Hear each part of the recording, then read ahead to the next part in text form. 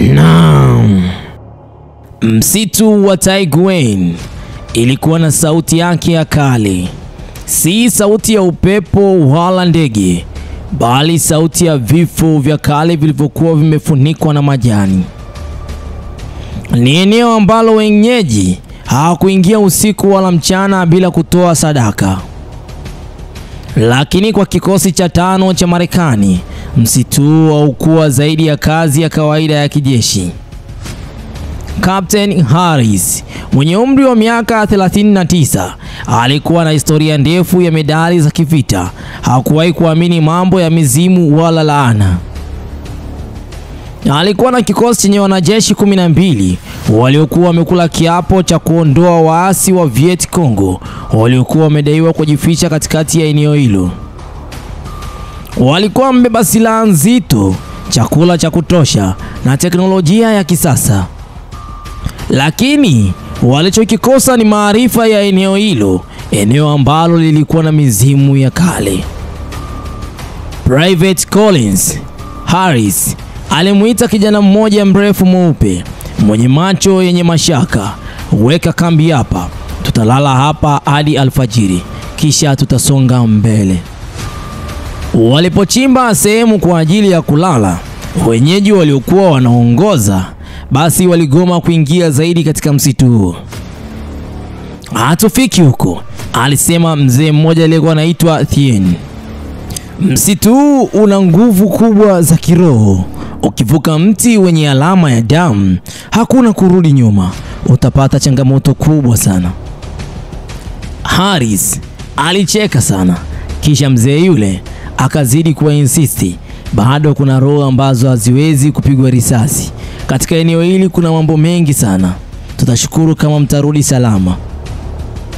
Lakini usiku ulipoingia, kila kitu kiliweza kubadilika. Collins alishtuka kutoka usingizini. Kwanza alizani ni ndoto. Sauti hii ilikuwa nyembamba sana, sauti kama vile ya mtoto aliyekuwa anaimba wimbo uliokuwa unaitwa lullaby. Hii ilikuwa ni lugha ya Kivietnam, lakini iliyokuwa inaendelea kuimba bila kukoma.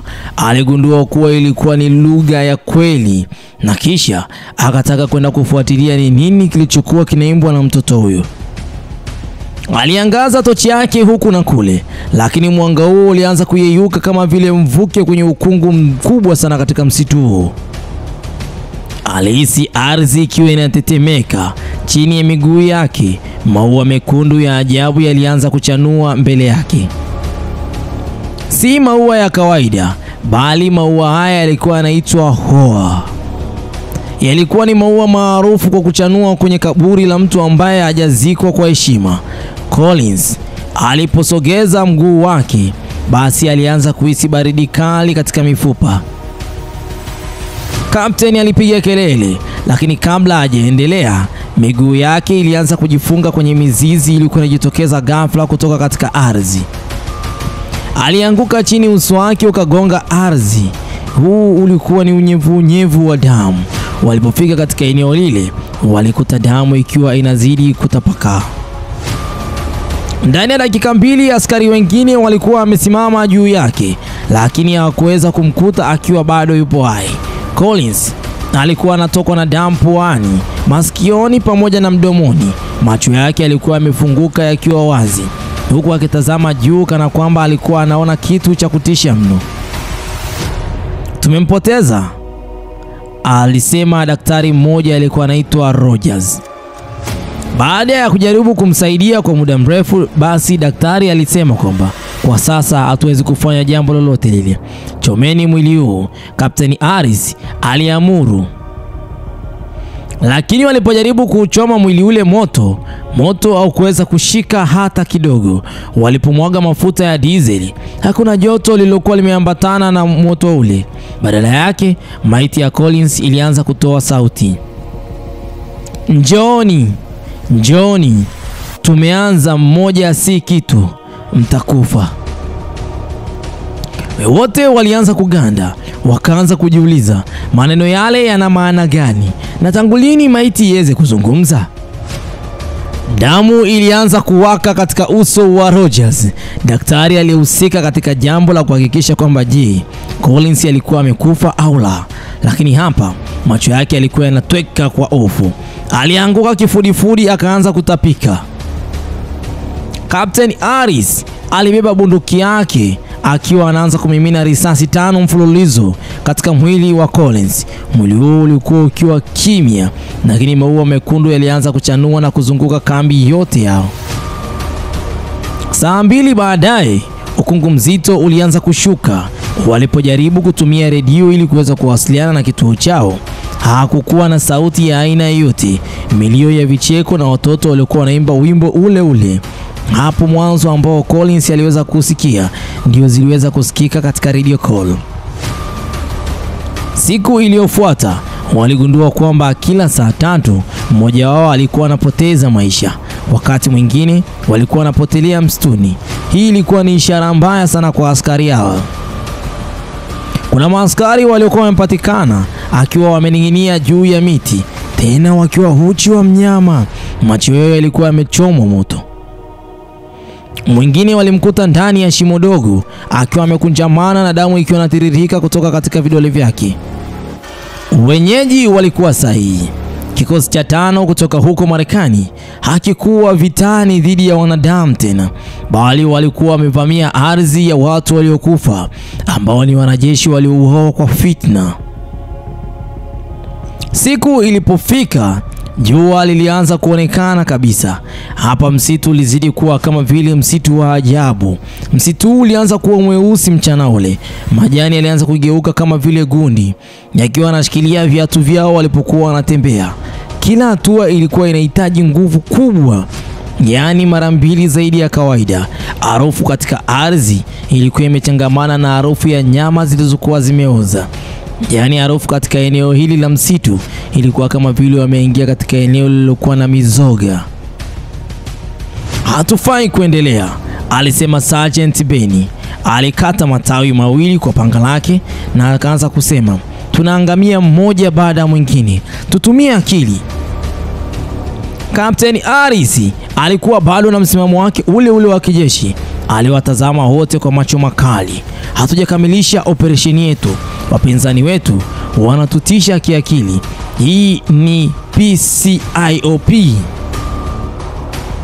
Lakini Private Lenny alikuwa nyuma ya msururu wote huu, akiwa ananyanyua kidole chake na kusema kwa sauti ya hofu, sio wapinzani, ni mizimu. Hawa ni watu wa kale. Captain Collins aliniambia usiku ule, aliniambia tukimbie. Kilichofuata kilizima kila hoja ya mantiki. Walipofika kwenye eneo la tambarare lenye miti mmoja, ulikuwa miti imepasuka katikati kama vile kulikuwa kuna kitu kilichokuwa kinapasua. Wote walianza kupata wasiwasi. Mti uliokuwa mwekundu sana, si mti wa kawaida, si kwa maua, bali ulikuwa ni mti uliokuwa kama vile umepakazwa damu. Damu hii ilikuwa imegandana katika magamba yake. Ilionekana kama vile ulikuwa kuna mtu walioweza kuuawa katika eneo lile. Kisha sauti ya kilio cha mwanamke iliweza kusikika ndani ya vichwa vyao. Ni mti wa vilio, alisema Specialist Otis kwa sauti ya chini kabisa, mti ambao ulikuwa upokei mioyo ya watu waliokufa bila haki. Walipomwona Private Henry akiwa anakaribia katika mti huo kama vile mtu aliyekuwa katikati ya usingizi mzito, mikono yake ilikuwa imeshusha bunduki yake chini. Haikuwa mikono tena, hii ilikuwa kama vile anaongozwa na kitu kilichokuwa ndani ya moyo wake. Akasogelea mti ule ambao ulikuwa mkubwa sana, akasogea mpaka ndani bila hofu. Henry, watu walipiga kelele, lakini kabla hawajamfikia, mti uliweza kujifunga kabla hata ya wao kunyamaza. Hakukuwa na damu, hakukuwa na kilio tena, walibaki kimya kama vile kaburi. Captain Harris alipiga risasi 3 juu kwa mfululizo kwenye ule mti.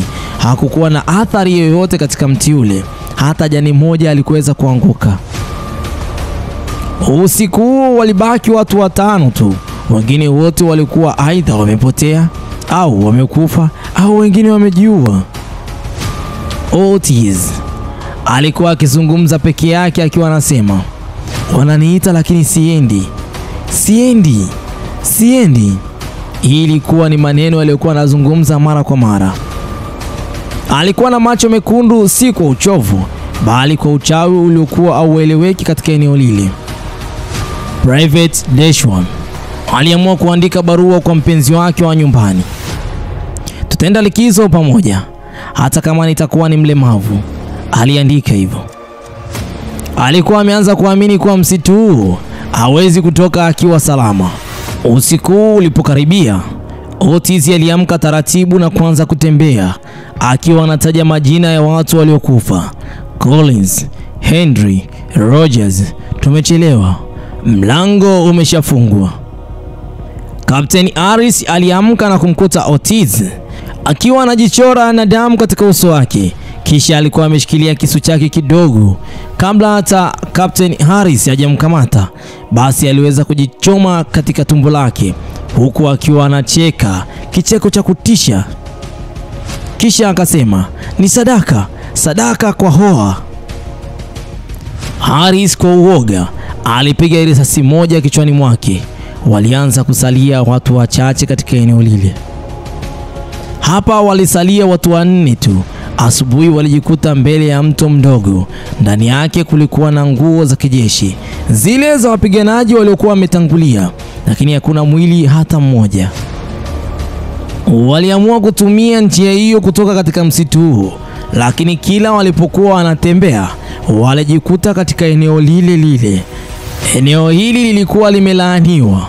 Walikuwa wanaita wenyeji kwamba ni mzunguko wa laana.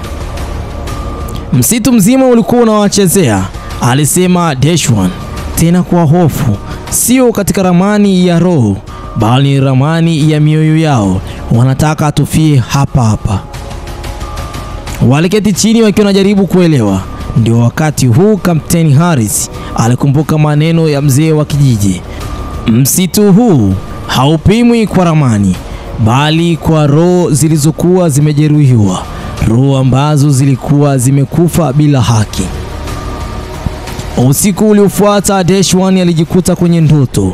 Alikuwa ndani ya kijiji kilichokuwa kinateketezwa, lakini watoto walikuwa wanacheza, walikuwa wakiimba nyimbo zile zile ambazo zilikuwa zinasikika usiku wa manane. Kisha akasikia maneno ambayo yalikuwa ni ya kutisha. Tutakufundisha, tutakusahau kabisa, hakuna atakayekulipa. Alipoamka Deshwan, mwili wake ulikuwa umechorwa na alama za damu, lakini alikuwa hajaumia kabisa. Yale maneno yaliweza kumwogopesha sana. Kisha akasema, muda umeisha. Captain Harris alijua sasa hii haikuwa operation ya kawaida. Ilikuwa ni operation ya kutisha. Ilikuwa ni operation iliyokuwa inahitaji mioyo yao.